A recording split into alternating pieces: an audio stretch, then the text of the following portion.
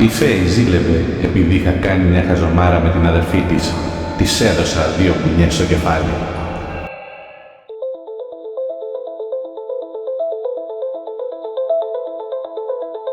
Καλώς ήρθατε στα Εγκλήματα. Σήμερα θα αναλύσουμε ακόμα μια συγκλονιστική υπόθεση. Εσείς μην ξεχάσετε να κάνετε μια εγγραφή στο κανάλι μας.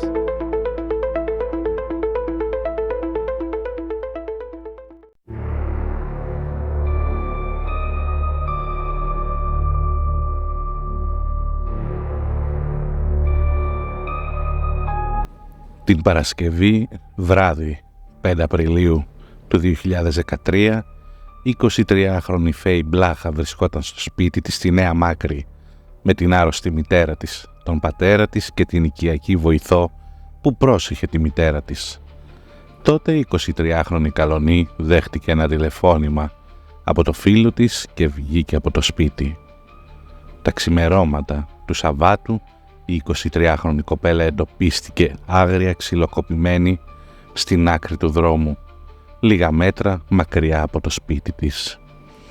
Την άτυχη κοπέλα βρήκε η αδερφή της, η οποία την μετέφερε σπευμένα στον Ερυθρό Σταυρό. Η κατάστασή της όμως ήταν πολύ σοβαρή και η Φέη έπρεπε να μεταφερθεί στην κεντρική κλινική λόγω των κρατιοεγκεφαλικών κακώσεων για να εισαχθεί στην εντατική μονάδα. Αρχικά δεν θα υπήρξε καμιά πληροφόρηση σχετικά με την επίθεση, ούτε κάποια καταγγελία στην αστυνομία. Όμως μερικές μέρες μετά την επίθεση στην 23χρονη Φέη οδηγήθηκε στον εισαγγελέα η αδερφή της με ένα ακόμη πρόσωπο για ψευδομαρτυρία και συνέργεια στην απόπειρα ανθρωποκτονίας της Φέης. Ταυτόχρονα θα εκδοθεί ένταλμα σύλληψης για το φίλο της Φέης, ο οποίος ήταν άφαντος και αναζητείτο. Στις 30 Απριλίου, μετά από 3 εβδομάδες παραμονή στην εντατική μονάδα εξαιτίας του ξυλοδαρμού της, η άτυχη Φέη φεύγει από τη ζωή. Παρά τη συντριβή και την οδύνη τους, οι γονείς της αδικοχαμένης Φέης, στην πιο δύσκολη στιγμή της ζωής τους, υπερέβησαν εαυτούς, δείχνοντας μεγαλείο ψυχής και γενεοδορίας. Αποφάσισαν να προχωρήσουν στη δωρεά οργάνων του παιδιού τους. Το ύπαρ μεταμοσχεύτηκε σε μια 30χρονη στο Ιπποκράτιο Θεσσαλονίκης και τα νεφρά σε 2 νεφροπαθείς ασθενείς, έναν 57χρονο που νοσηλευόταν στο Λαϊκό Νοσοκομείο και σε μια 55χρονη στο Ιπποκράτιο. Ο δράστης τώρα που αναζητείτο και το οποίο η φωτογραφία φιγουράριζε στα αστυνομικά τμήματα της Νέας Μάκρης και της Αγίας Παρασκευής δεν ήταν άγνωστος στις αρχές. Επρόκειτο για τον Βαγγέλη Στεφανάκη, ο οποίος λίγο πριν τις επαναληπτικές εκλογές με έναν φίλο του και έναν εκπαιδευμένο σκύλο ράτσας Πίτπουλ είχαν επιτεθεί σε προεκλογικό περίπτερο του ΚΚΕ που βρισκόταν στην πλατεία Αγίας Παρασκευής, φωνάζοντας «Θα πεθάνετε κουμούνια». Παρότι σε βάρος του δράση της επίθεσης είχε σχηματιστεί δικογραφία σε βαθμό κακουργήματος για βαριές σκοπούμενες σωματικές βλάβες που προκάλεσε στην άτυχη κοπέλα, και ενώ ο 15ος ειδικός ανακριτής είχε εκδώσει ένταλμα σύλληψης από τις 8 Απριλίου, αυτός συνέχισε ανενόχλητος να εμφανίζεται και να κυκλοφορεί στα στέκια της Νέας Μάκρης. Έναν μήνα μετά το θάνατο της Φέης, στις 8 Μαΐου, ο 25χρονος Βαγγέλης Στεφανάκης, συνοδεία του δικηγόρου του, παραδόθηκε και συνελήφθη από τις αρχές. Στην κατάθεσή του στους αστυνομικούς, ο δράστης ισχυρίστηκε ότι ήταν ατύχημα, καθώς η άτυχη κοπέλα έπεσε και χτύπησε στον προφυλακτήρα του αυτοκινήτου. «Δεν είμαι δολοφόνος. Η Μαριαλένα ήθελε να χωρίσω τη Φέη. Είχε γίνει μια χαζομάρα μεταξύ μας ένα βράδυ. Το είπαμε στη Φέη, αλλά εκείνη δεν μπορούσε να το ξεπεράσει. Δεν είχα πρόθεση να κάνω κακό στο κοριτσάκι μου. Εκείνο το βράδυ τσακωνόμασταν, με χτύπησε και τη χτύπησα κι εγώ. Θόλωσα. Τη χτύπησα με τα 2 μου χέρια, με χαστούκια. Ζητώ συγγνώμη, δεν είμαι δολοφόνος».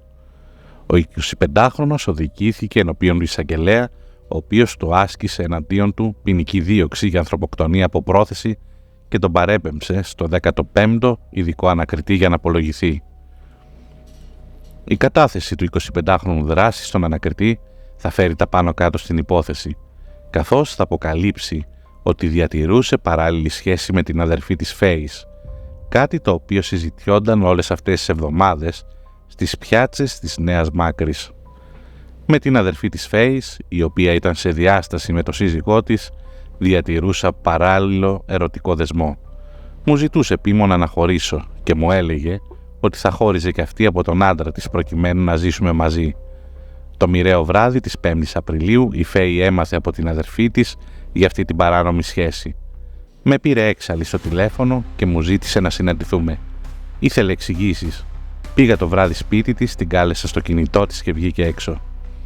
Έπειτα ισχυρίστηκε ότι η 23χρονη το χαστούκισε και αυτός της ανταπέδωσε το χαστούκι. Τη χτύπησα και έπεσε με το κεφάλι στον προφυλακτήρα του αυτοκινήτου.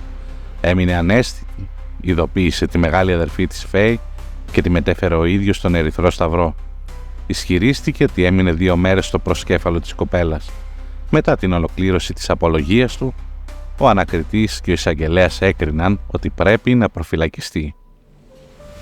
Η μεγάλη αδερφή τώρα του θύματος, στη διάρκεια της κατάθεσης, προσπάθησε να αποποιηθεί των ευθυνών της, κατηγορώντας τον εραστή της ότι έπεσε θύμα εκβιασμού από τον ίδιο.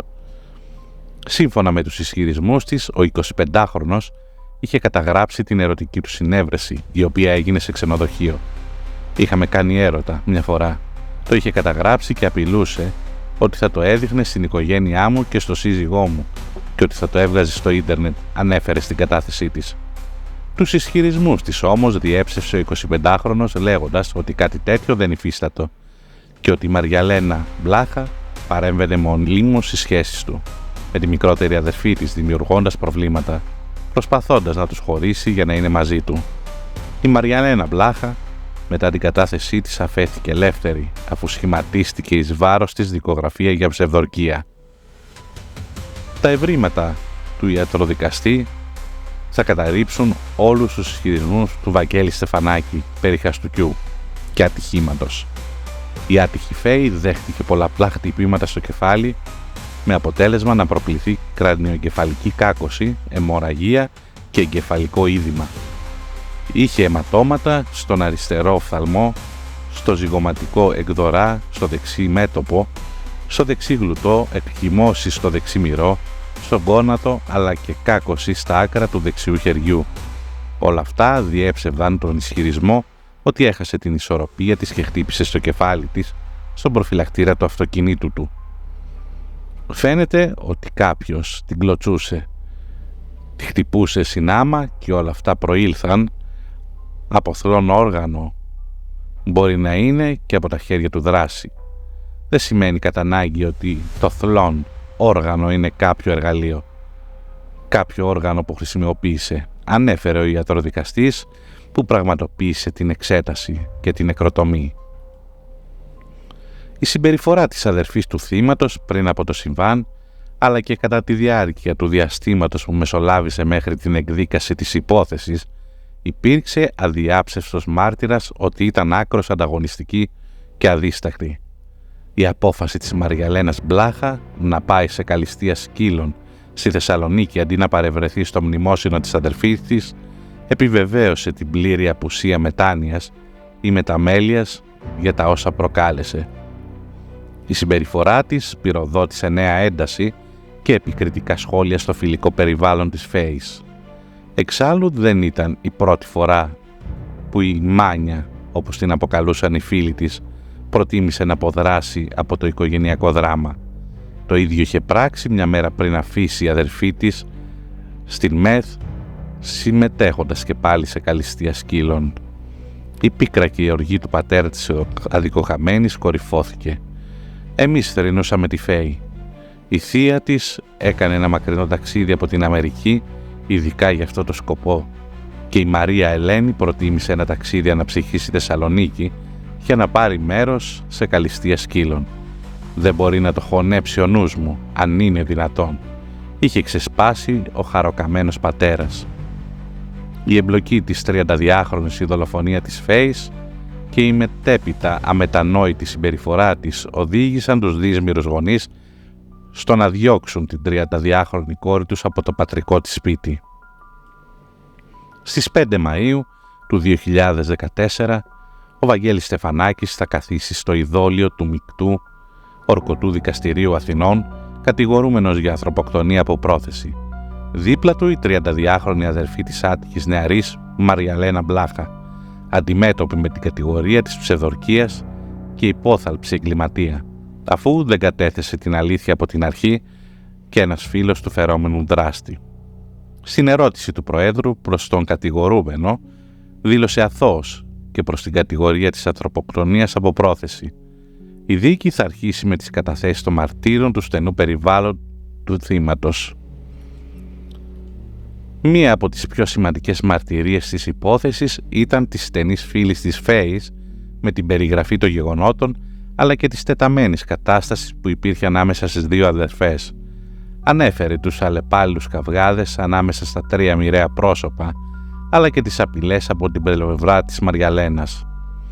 Ο Βαγγέλης γινόταν καταπιεστικός με τη Φέη και τσακώνοντας συχνά και δεν την άφηνε να βγαίνει έξω μόνη της τις περισσότερες φορές. Η Μαριαλένα του έλεγε ότι αν δεν χωρίσει με τη Φέη θα αυτοκτονούσε και θα παρακαλούσε να φύγουν μακριά για να ζήσουν τον υποτιθέμενο έρωτά τους. Η άτυχη 23χρονη Φέη, όταν έμαθε την παράλληλη σχέση της αδερφής της με τον Βαγγέλη Στεφανάκη, ο οποίος το παραδέχτηκε λέγοντας ότι ξέκοψε, το συγχώρεσε. Ωστόσο, η διεκδίκηση εκ μέρους της αδερφής όχι μόνο δεν υποχώρησε, αλλά προσπαθούσε με κάθε τρόπο να πετύχει το χωρισμό του ζευγαριού με βαριές κατηγορίες εναντίον της αδερφής της, βάζοντας λόγια στον κατηγορούμενο. Η μάρτυρας κατέρριψε τους ισχυρισμούς της Μαριαλένας περί εκβιασμού της από το δράστη με ροζ βίντεο. Η κοπέλα στην κατάθεσή της υποστήριξε ότι ο κατηγορούμενος της εκμυστηρεύτηκε κάποια στιγμή πως είχε χτυπήσει το άτυχο κορίτσι που υπέκυψε στα χτυπήματα του κατηγορουμένου. Επιπλέον, η μάρτυρας υποστήριξε πως η Μαριαλένα δεν ερχόταν στο νοσοκομείο να δει την αδερφή της. Η ίδια επισήμανε πως είχε ακούσει τον κατηγορούμενο να λέει στη Μαριαλένα «Κόψε τις μαλακίες γιατί αλλιώς θα ανοίξω το στόμα μου και θα πω όλη την αλήθεια». Ο πρώην σύζυγος τώρα της Μαριαλένας ήταν από την πρώτη στιγμή δίπλα της στη δικαστική αίθουσα και τη στήριζε για το βράδυ της δολοφονίας της Φέης. Και ο ίδιος κατέθεσε «Από ό,τι μου είπε η σύζυγός μου, ο Βαγγέλης Στεφανάκης χτύπησε άσχημα την αδερφή της και το περιστατικό έγινε έξω από το σπίτι της Παθούσης. Όταν συνέβη, ήμουν στην υπηρεσία μου στη Ραφίνα». Και πρόσθεσε πως από ό,τι μου είπε η σύζυγός μου, είπε ψέματα στην αστυνομία γιατί φοβόταν το Στεφανάκη. Ο Στεφανάκης της έλεγε ότι αν το μαρτυρήσει θα κάνει κακό στην ίδια, στην αδερφή της και στην οικογένειά της εν γέννη. Για το ροζ DVD με το οποίο η Μαριαλένα Μπλάχα υποστήριζε πως την εκβίαζε ο κατηγορούμενος, ο πρώην σύζυγος αναφέρει πως η Μαριαλένα μου αποκάλυψε ότι μια φορά είχε κάνει έρωτα σε ξενοδοχείο με το Στεφανάκη και αυτός της είπε ότι είχε βιντεοσκοπήσει τη συνέβρεση και αν αποκάλυπτε στην αστυνομία ότι αυτός χτύπησε την αδερφή της θα το δημοσίευε στο ίντερνετ και θα το έστελνε σε όλα τα μέλη της οικογένειάς της, σε μένα και στην οικογένειά μου. Πάντως η σχέση του ζευγαριού ήταν κάπως ιδιαίτερη, καθώς παρόλο που ήταν σε διάσταση, ο πρώην σύζυγός της ήταν το στήριγμά της. Με εκείνον εμφανίζονταν στο δικαστήριο, σε εκείνον έβρισκε παρηγοριά στα διαλύματα και επίσης τη φιλοξενούσε στο σπίτι του στα Σπάτα μετά την εκδίωξή της από το πατρικό της, θεωρώντας άδικη την εμπλοκή της στην υπόθεση. Η κατάθεση της μητέρας του κατηγορούμενου, Αθηνάς, μέσω της οποίας προσπάθησε να ελαφρύνει την ευθύνη του γιού της για την πράξη του, ξεσήκωσε θύελλα αντιδράσεων στη δικαστική αίθουσα. Ισχυρίστηκε ότι η 23χρονη Φέη Μπλάχα ήταν εκείνη που σήκωσε πρώτη το χέρι και χαστούκισε το γιο της. Στην καθάθεσή της άφησε να εννοηθεί πως την ένταση που οδήγησε το συμβάν μεταξύ του νεαρού ζευγαριού, του γιού της δηλαδή και της άτυχης Φέης, πυροδότησε το τηλέφωνο της Μαριαλένας. «Ο γιος μου δεν είναι δολοφόνος, ούτε όμως και άγγελος. Αν κάποιος πήγαινε να το χτυπήσει, τότε θα σήκωνε και εκείνος το χέρι του», είπε η μητέρα του κατηγορούμενου. Σε ερώτηση της έδρας, για το τι γνωρίζει σχετικά με το πώς έλαβε χώρα το τραγικό περιστατικό, κατέθεσε: «Έμαθα ότι η Μαριαλένα τηλεφώνησε στο Βαγγέλη και του είπε να πάνε μαζί σε ένα πάρτι πριβέ. Εκείνος της απάντησε ότι είναι με τη Φέη και πως δεν θα πάει μαζί της. Τότε η Μαριαλένα του είπε: «Ποια, με αυτή που χαλάει σπίτια, που πάει με παντρεμένους?» Τότε ο Βαγγέλης πήρε τη Φέη και της είπε ότι χωρίζουν. Η Φέη τον κάλεσε πίσω και του ζήτησε συνάντηση. Βρέθηκαν λίγο πιο κάτω από το σπίτι της για να μην ξυπνήσουν τον πατέρα της. Η Φέη ήταν έξω φρενών. Το χτύπησε και μετά τη χτύπησε κι αυτός. Δεν πήγε όμως στη συνάντηση για να σκοτώσει τη Φέη. Η εισαγγελέα στην αγόρευσή της έκρινε ένοχους τόσο το Βαγγέλη Στεφανάκη όσο και τη Μαριαλένα Μπλάχα και το φίλο του δράστη. Ζήτησε από το δικαστήριο να καταδικαστεί για το αδίκημα της ανθρωποκτονίας από πρόθεση με ενδεχόμενο δόλο ο βασικός κατηγορούμενος χωρίς να του αναγνωριστεί κανένα ελαφρυντικό. Ζήτησε παράλληλα ενοχή σύμφωνα με το κατηγορητήριο και για τους άλλους δύο κατηγορουμένους στην υπόθεση, τη Μαριαλένα Μπλάχα και το τρίτο κατηγορούμενο πρόσωπο της υπόθεσης. Στην πρόταση της εισαγγελέα ανέφερε πως ο κατηγορούμενος δεν ένιωσε ποτέ συναισθηματικό έρωτα για την αδικοκαμένη Φέη, ότι τον ενδιέφερε μόνο ο εαυτός του και ότι ήταν γοητευμένος που ήταν το μήλον της έριδος για τις δύο αδερφές. Αναφερόμενη στα χτυπήματα που δέχτηκε η άτυχη κοπέλα στο κεφάλι της από τον κατηγορούμενο, η εισαγγελέας είπε ότι ήταν ακαριαία και ότι προκάλεσαν τον εγκεφαλικό της θάνατο. Σε ό,τι αφορά τη Μαριαλένα Μπλάχα, η εισαγγελέας ζήτησε την ενοχή της, σύμφωνα με το κατηγορητήριο, και ανέφερε πως για την κατηγορούμενη ο δράστης ήταν το τρόπαιο στο ανταγωνισμό που είχε αναπτύξει με την αδερφή της.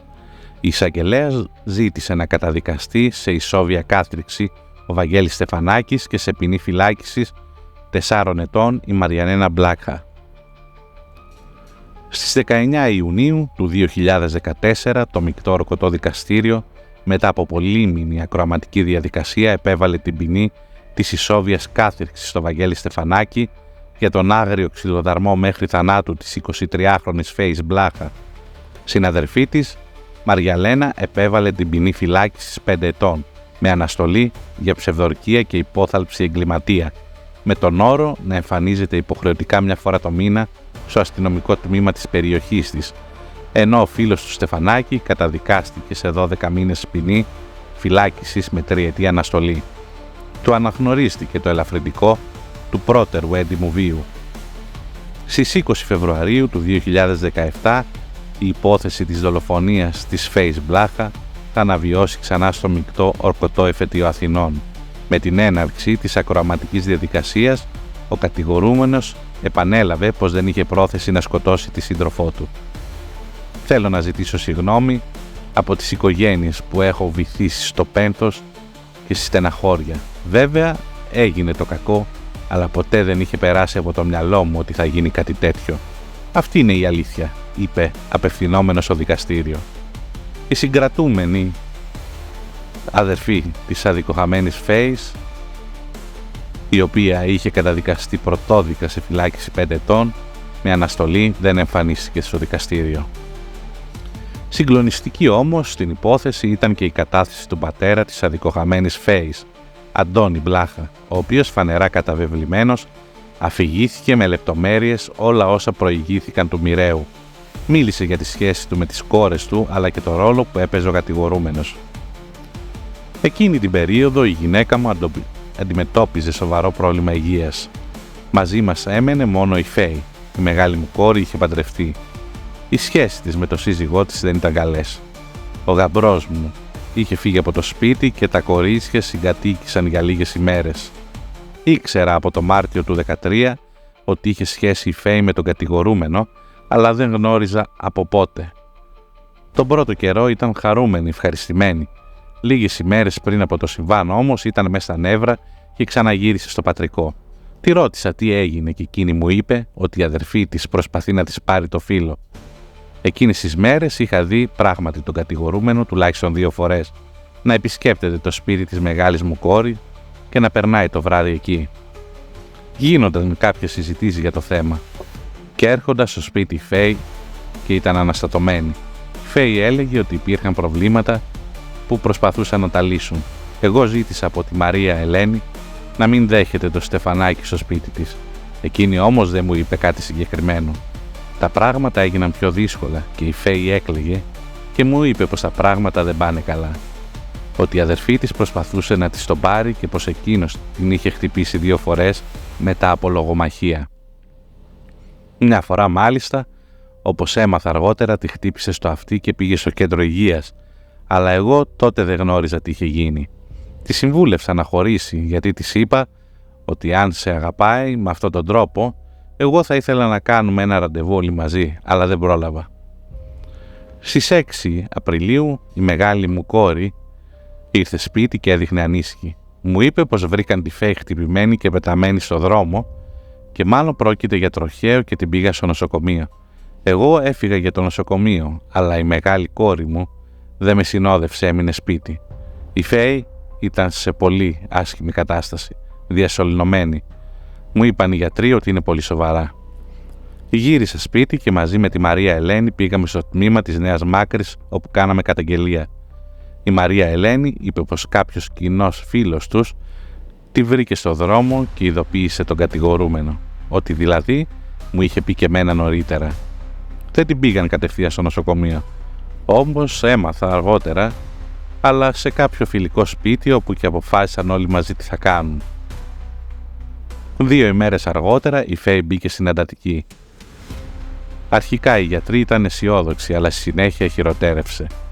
Καθοριστική ήταν η καθυστέρηση της μεταφοράς στο νοσοκομείο. Είχε χτυπηθεί πολύ στο κεφάλι. Μου είπαν οι γιατροί ότι ήταν ένα χτύπημα επαγγελματικό. Έπρεπε να ξέρεις για να το κάνεις. Μετά από 15 μέρες έφυγε η Φέη από τη ζωή και αποφασίσαμε να κάνουμε δωρεά οργάνων. Ερώτηση του Προέδρου. Η αδερφή της την επισκεπτόταν? Όχι, ελάχιστες φορές. Δεν σας παραξένευσε αυτό? Τότε άρχισαν να βγαίνουν στη φόρα διάφορα πράγματα για τη σχέση με το Στεφανάκι. Έμαθα ότι την είχε χτυπήσει ο Στεφανάκης και δεν ήταν τροχαίο. Άλλωστε και ο ίδιος ο κατηγορούμενος, μου είπαν, είχε παραδεχτεί ότι τη χτύπησε γιατί είχαν τσακωθεί. Έμαθα ότι η μεγάλη κόρη μου τον γνώριζε από το παρελθόν και τον διεκδικούσε από τη Φέη. Για τον λόγο αυτό πήγαινε στην καφετέρια που δούλευε η Φέη και προσπαθούσε να τη διαβάλει. Έλεγε ότι η Φέη είχε κι άλλους φίλους παράλληλες σχέσεις. Η Μαρία Ελένη μου είπε αργότερα ότι είπε ψέματα στην αστυνομία γιατί την εκβίαζε ο Στεφανάκης ότι θα κάνει κακό στην οικογένειά μας και στην ίδια. Είχε κάποιο βίντεο στα χέρια του και φοβόταν μη το βγάλει στο διαδίκτυο, αλλά στη συνέχεια αποδείχτηκε ότι δεν υπήρχε βίντεο. Απαντώντας στις σχετικές ερωτήσεις, ο κύριος Μπλάχας είπε πως η σχέση του με τη Μαρία Ελένη χάλασε από τότε που υπήρχαν πληροφορίες ότι είχε σχέση με τη δολοφονία. Ήρθε στην κηδεία της Φέης, αλλά όχι στα 40. Σταματήσαμε να έχουμε επαφή. Δεν ήρθε στην κηδεία της μητέρας της, αλλά στα τριήμερα. Μετά το θάνατο της Φέης, τη ζήτησα να φύγει. «Ποια είναι η σχέση σας σήμερα μαζί της?» το ρωτάει ο πρόεδρος. «Τίποτα. Δεν νοιάζεται για εσάς?» «Όχι. Και εσείς έχετε μείνει μόνος? Χάσατε και τη γυναίκα σας με όλο αυτό τον πόνο?» Από την άλλη πλευρά τώρα, κατάθεση ενωπίον του μεικτού ορκωτού εφετείου έδωσε η ιατροδικαστής, η οποία είχε εξετάσει την άτυχη Φέη Μπλάχα ενώ νοσηλευόταν σε καταστολή και ήταν αυτή που διενήργησε την νεκροψία στη σωρό της κοπέλας. Η ιατροδικαστής στην κατάθεσή της ανέφερε πως το κεφάλι της νεαρής κοπέλας, φαίνοντας σαν να είχε προσκρούσει σε κάποια επιφάνεια, ενώ οι υπόλοιπες κακώσεις μαρτυρούσαν χτυπήματα από πάλι. Παράλληλα ξεκαθάρισε πως μόλις 3-24 ώρα μετά τον ξυλοδαρμό της, η κοπέλα βρισκόταν στα πρόθυρα του θανάτου, καθώς το στέλεχος του εγκεφάλου της ήταν εντελώς κατεστραμμένο. Αναφορικά με το επιχείρημα της υπεράσπισης ότι το θύμα έπεσε και χτύπησε στον προφυλακτήρα, ανέφερε ότι καταρρίπτεται από τη φύση των χτυπημάτων. Η κοπέλα ήταν χτυπημένη στο πάνω μέρος του κεφαλιού της, στη βρεγματική χώρα και όχι στο πίσω μέρος, όπως θα συνέβαινε αν είχε χτυπήσει τον προφυλακτήρα, ανέφερε χαρακτηριστικά. Η ιατροδικαστής στην κατάθεσή της είπε πως η κοπέλα ήταν σε βαθύ κόμμα. Χρειάζονταν να νοσηλευτεί σε μονάδα εντατικής θεραπείας. Στον Ερυθρό Σταυρό το επίπεδο συνειδητότητάς της ήταν σύμφωνα με την κλίμακα Γλασκόβης 6/15. Η μαγνητική έδειξε διάχυτο αιμάτωμα στον εγκέφαλο, διάχυτο εγκεφαλικό είδημα. Αυτά προέκυπταν από το φάκελό της. Ήταν σε βαθιά καταστολή, ώστε να μην έχει ο οργανισμός της ενεργειακές ανάγκες. Δεν ήταν αιμοδυναμικά σταθερή και της είχαν χορηγήσει φάρμακο. Συνεχίζοντας την κατάθεσή της, η ιατροδικαστής είπε: «Στην κεντρική κλινική διαπίστωσα καταρχάς ότι η κοπέλα είχε εμφανή τραύματα. Είχε εκχυμώσεις και στο αριστερό πόδι, στο γόνατο, μια εκδορά. Ήταν σαν να είχε σκύψει. Είχε κι άλλες εκχυμώσεις. Έμοιαζε σαν να έχει δεχτεί χτυπήματα ή να έχει χτυπηθεί σε κάποιες επιφάνειες. Αυτό όμως που με απασχολούσε ήταν μια κρίσιμη κάκωση. Όπως ανέφερε, στην κεντρική κλινική οι γιατροί κατάλαβαν ότι η κοπέλα είχε πέσει από το 6 στο 3 στην κλίμακα Γλασκόβης. Στο σημείο αυτό, στο μυαλό του γιατρού μπαίνει η ιδέα να ξεκινήσει ο εγκεφαλικός θάνατος, κατέθεσε η ίδια. Όταν έφυγε από τον Ερυθρό Σταυρό, είχε βαθμολογία 6 στην κλίμακα Γλασκόβης. Οι γιατροί της κεντρικής κλινικής μου είπαν ότι από το 6 είχε πάει στο 3. Σκεφτείτε ότι το 6 σημαίνει ότι ο ασθενής πρέπει να μπει επειγόντως σε μεθ. Στην κεντρική κλινική πιθανότητα επιβίωσης της κοπέλας ήταν μηδαμινή. Την είδα στις 9 Απριλίου. Από τότε ξέραμε ότι η κοπέλα θα πεθάνει, εκτός και γινόταν ένα θαύμα. Στη συνέχεια, η μάρτυρας αναφέρθηκε στην νεκροψία που διενήργησε στη σωρό του κοριτσιού. Αναφέρθηκε σε κάκωση που διαπίστωσε στη βρεγματική χώρα, στο πάνω μέρος του κεφαλιού, η οποία, όπως είπε, σημαίνει πλήξη, και διευκρίνησε πως αυτό προήλθε από πλήξη από κάποιο μέσο και όχι από κάποια πρόσκρουση σε κάποια επιφάνεια. Με δάκρυα στα μάτια τώρα, η Ιωάννα, φίλη της 23χρονης Φέης, περιέγραψε στο δευτεροβάθμιο δικαστήριο την άσχημη κατάσταση στην οποία αντίκρισε τη φίλη της στο νοσοκομείο. Στο νοσοκομείο όταν την είδα, δεν την αναγνώρισα. Στο δωμάτιο ήταν 6-7 άτομα. Οι συνθήκες ήταν τραγικές. Ήταν σκεπασμένη με ένα σεντονάκι. Ο καθένας την κοίταζε και έβηχε από πάνω της.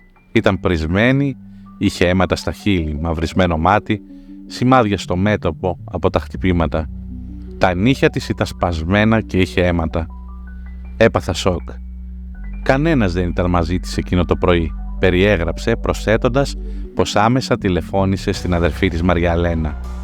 Η μάρτυρας αναφέρθηκε στη συνάντησή της με το Στεφανάκη στο νοσοκομείο, καταθέτοντας πως ήταν στεναχωρημένος, είχε πανικό. Μου είπε ότι βγήκε εκτός εαυτού και ότι έριξε στη Φέη μόνο ένα χαστούκι και εκείνη έχασε την ισορροπία της και χτύπησε το κεφάλι της στον προφυλακτήρα του αυτοκινήτου. Εμείς εκείνη την ώρα δεν είχαμε εικόνα για τα εσωτερικά του χτυπήματα και συμπλήρωσε πως είχε μελανιές στα χέρια του.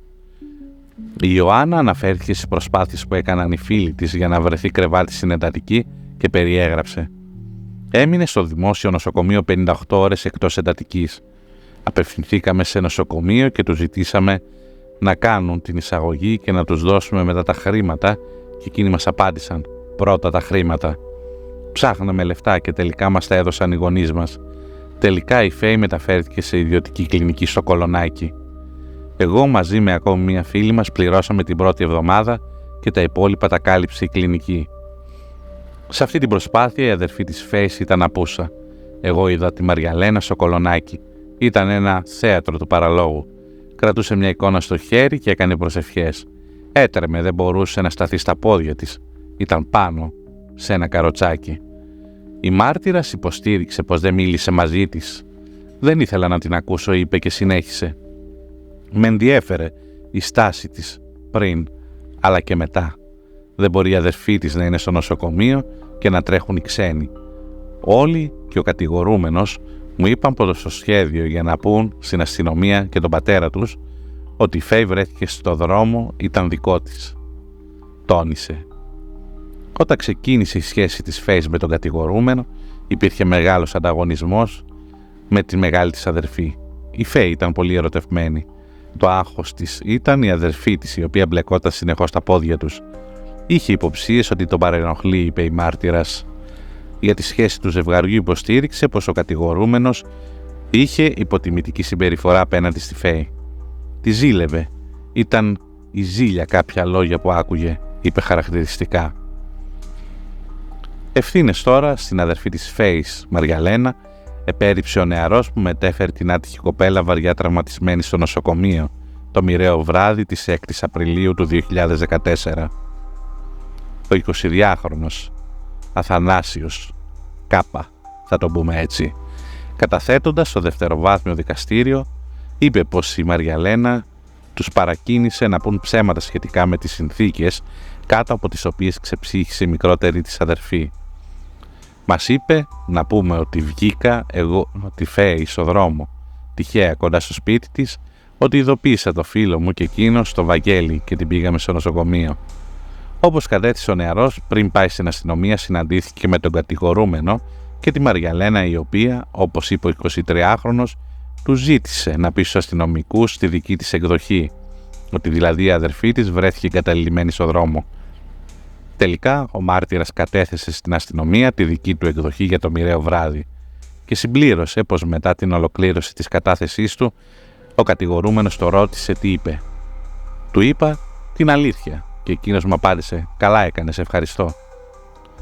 «Δεν είμαι δολοφόνος», είπε ο κατηγορούμενος. «Δεν είμαι αυτό που παρουσιάζουν τα μέσα μαζικής ενημέρωσης», υποστήριξε στην απολογία του 29χρονος. Η Μαριαλένα ήθελε να χωρίσω τη Φέη. Είχε γίνει μια χαζομάρα μεταξύ μας ένα βράδυ. Το είπαμε στη Φέη, αλλά εκείνη δεν μπορούσε να το ξεπεράσει.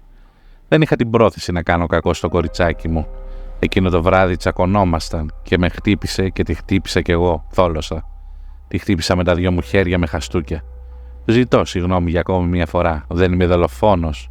Δεν είμαι αυτό που παρουσιάζουν τα μέσα μαζικής ενημέρωσης. Κατά τη διάρκεια του, της απολογίας στο δικαστήριο, ο 29χρονος ανέφερε ότι γνώριζε τις 2 κοπέλες σε καφετέρια της Νέας Μάκρης τον Νοέμβριο του 2012, χωρίς όμως τότε να γνωρίζει, όπως ισχυρίστηκε, πως ήταν αδερφές.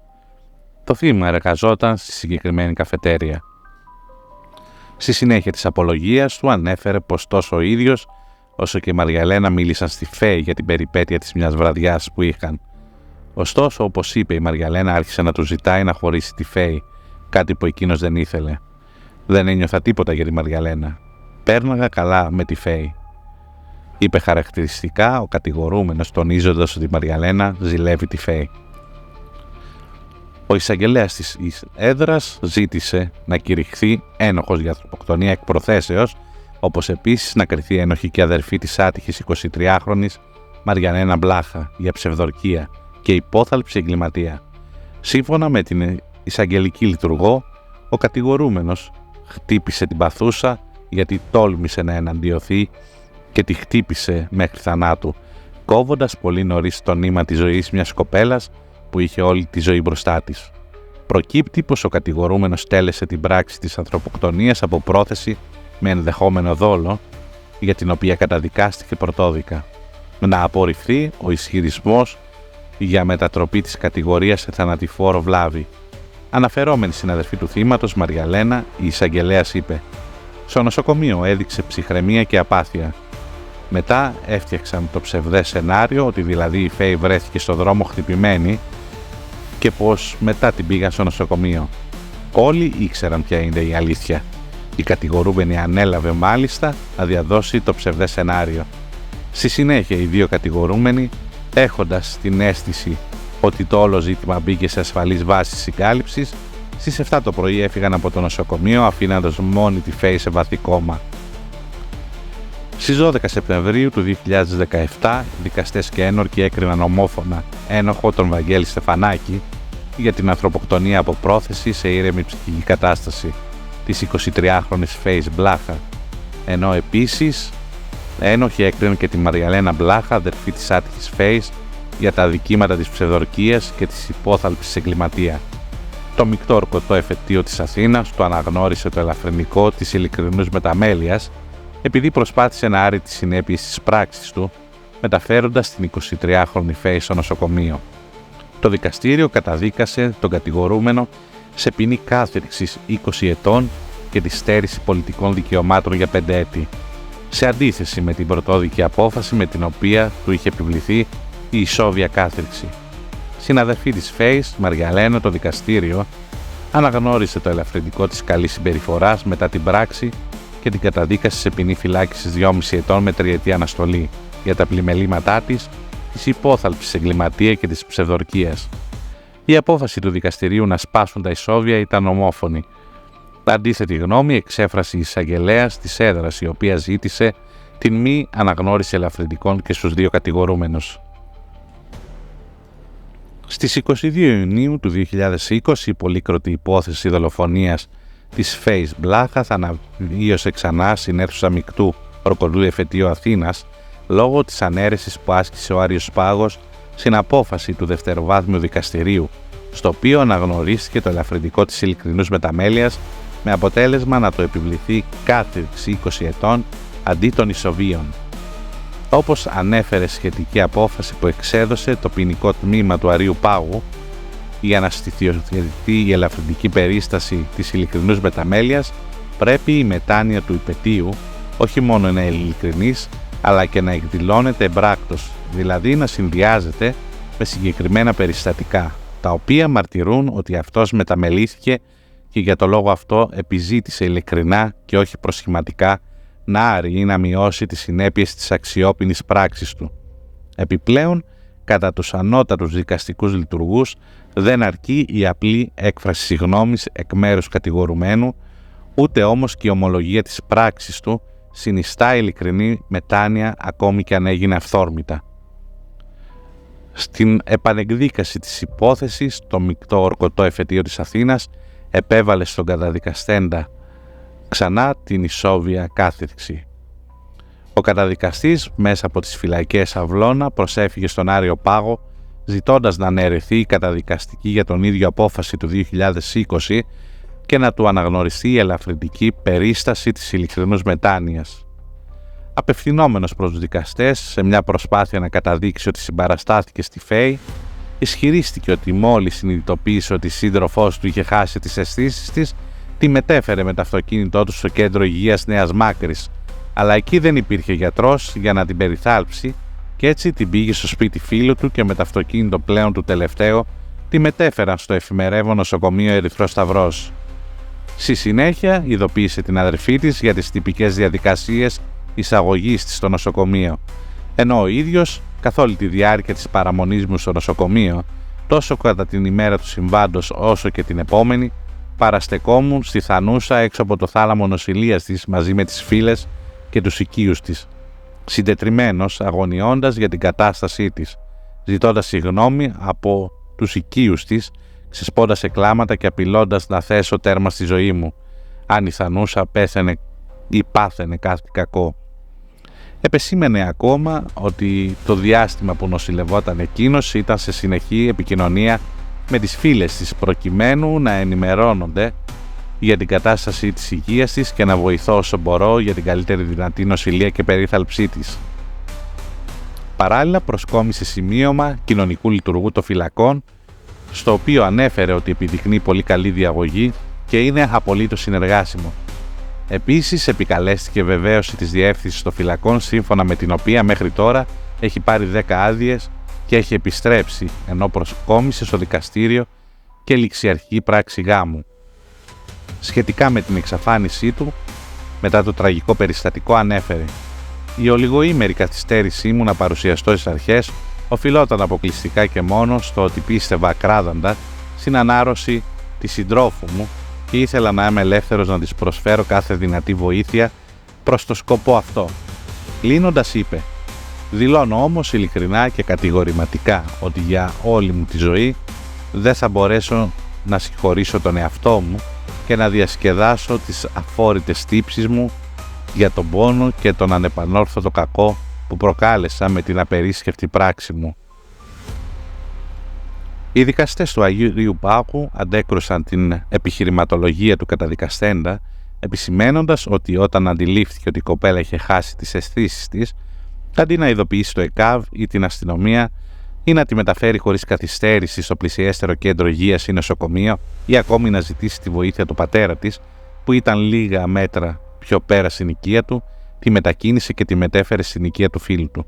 Και εκεί τελικά αποφάσισε με την προτροπή του φίλου του να τη μεταφέρει στο νοσοκομείο, με μεγάλη όμως καθυστέρηση, κάτι που επιβάρυνε ακόμη περισσότερο την άσχημη κατάσταση στην οποία είχε περιέλθει.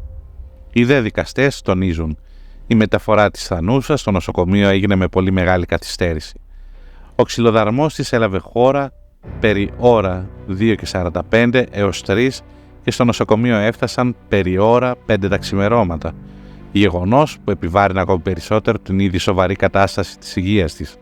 Ακολούθως, σύμφωνα με το δικαστήριο, ο 25χρονος μετά την μεταφορά της Θανούσης στο νοσοκομείο δεν παρέμεινε συνεχώς στο πλευρό της, ούτε δήλωσε στους γιατρούς την εμπλοκή του στην υπόθεση, αλλά προετοιμαζόταν για την υπεράσπιση και αυτοπροστασία του. Στη συνέχεια συναντήθηκε με τους δύο φίλους του και συνεννοήθηκαν τι θα πούν στην κατάθεσή του στην αστυνομία προκειμένου να συγκαλυφθεί η εμπλοκή του. Συγκεκριμένα συνεννοήθηκαν να καταθέσουν ότι η κοπέλα τη βρήκε τυχαία στην άκρη του δρόμου πεσμένη και τραυματισμένη κοντά στο σπίτι της ο φίλος του Βαγγέλη Στεφανάκη, ο οποίος τηλεφώνησε σε δεύτερο φίλο γνωστό και εκείνος με τη σειρά του τον κατηγορούμενο. Έτσι τη μετέφεραν όλοι μαζί στο νοσοκομείο. Από το νοσοκομείο αποχώρησαν αφήνοντας την κοπέλα ημιθανή, σε κόμμα και διασωληνωμένη, εντελώς μόνη της σε έναν θάλαμο με άλλους 3 ασθενείς, λόγω έλλειψης κλίνης στη μονάδα εντατικής θεραπείας του νοσοκομείου. Ο δε κατηγορούμενος επέστρεψε όπου και κοιμήθηκε. Προσθέτει η δικαστική απόφαση απάντηση. Σε άλλο σημείο επισημάνεται η δήλωσή του ενώπιον των φίλων ότι αν πάθει κάτι η σύντροφός του θα αυτοκτονήσει και θα τρακάρει. Σε συνάρτηση με την αδιαφορία του για την πορεία της υγείας του θύματός του, αφού η έρνοια του ήταν να επιστρέψει στο σπίτι και να κοιμηθεί. Δε συνάδουν με την εικόνα τόπου μετανοημένου για την πράξη του, ούτε υποδηλώνουν ειλικρινή ψυχοβουλητική μεταστροφή αυτού. Εξάλλου, σημειώνεται στην δικαστική απόφαση, όταν η κοπέλα εισήχθη στη μονάδα εντατικής θεραπείας ιδιωτικού θεραπευτηρίου, δεν προσφέρθηκε να συνεισφέρει οικονομικά για την νοσηλεία της, ενώ ουδέποτε ζήτησε συγγνώμη από τους οικείους της. Οι δικαστές δεν παρέλειψαν να υπογραμμίσουν ότι ο Βαγγέλης Στεφανάκης είχε χειροδικήσει σε βάρος της Θανούσας και άλλες 2 φορές, και μάλιστα τη δεύτερη φορά της είχε επιφέρει χτυπήματα στο πρόσωπο και το αυτί, συνέπεια των οποίων η τελευταία είχε επισκεφτεί το κέντρο υγείας Νέας Μάκρης. Ο κατηγορούμενος, παρόλο που γνώριζε από την πρώτη μέρα ότι είχε εκδοθεί σε βάρος του ένταλμα σύλληψης, διέφυγε επί 1 μήνα τη σύλληψή του, μη παρουσιαζόμενος αυτοβούλος ενωπίος των αρχών προς εκτέλεσής του. Κατόπιν όλων αυτών και με βάση τα περιστατικά, οι αεροπαγίτες κατέληξαν ότι ουδόλως αποδείχτηκε ότι ο κατηγορούμενος επέδειξε ειλικρινή μετάνοια για την τέλεση της πράξης του. Ούτε εκδήλωσε ειλικρινή ψυχοβουλητική μεταστροφή, ούτε επεδίωξε ειλικρινώς λόγω μετάνοιας να άρει τις συνέπειες της πράξεώς του. Στις 6 Μαΐου του 2023, το ποινικό τμήμα του Άριου Πάγου απέρριψε ως αβάσιμο τον ισχυρισμό του, με αποτέλεσμα να μην μειωθεί η ποινή της ισόβιας κάθριξης που του είχε επιβληθεί και να του επιδικαστούν δικαστικά έξοδα ύψους 250 ευρώ.